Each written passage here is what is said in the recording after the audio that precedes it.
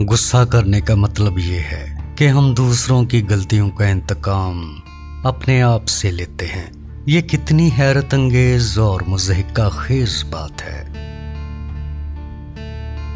जो शख्स हमेशा इंतकाम के तरीकों पर गौर करता रहता है, उसके जख्म हमेशा ताज़ा रहते हैं।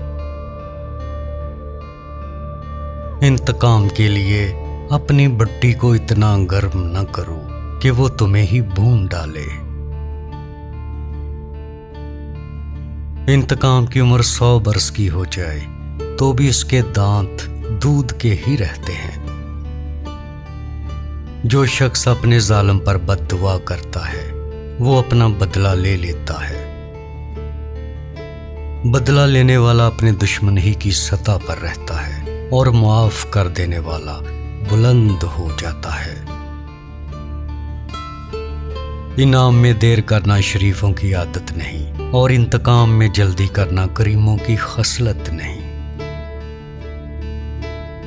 इल्म और बुर्दबारी ये नहीं कि जब आजिज़ हो तो कुछ ना कहे और जब कुदरत पाए तो इंतकाम लेने में हाथ दिखा दे।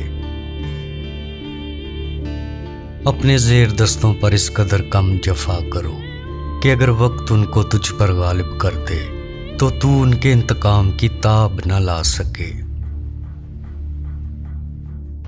हासद तुम्हारी खुशी से गमगीन होता है, ये उसके लिए काफ़ी है।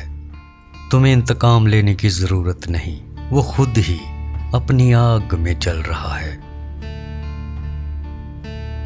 कमज़ोर से इंतकाम न लेना ही बहादुरी है। जो इंसान इंतकाम और कीना की याद दिल में ताज़ा रखता है और मुआफ़ी का जज्बा नहीं रखता, वो गोया अपने ज़ख्मों को हरा रखता है। अगर वो मुआफ़ी का जज्बा रखता तो उसके ज़ख्म आसानी से भर जाते और उसके आराम का बाइस होते। किसी से बदला लेने में जल्दी न करो और किसी के साथ नेकी करने में ताख़ीर न करो। फौरन माफ कर देना शराफत की निशानी है और बदला लेने में जल्दी करना कमीनगी का निशान है।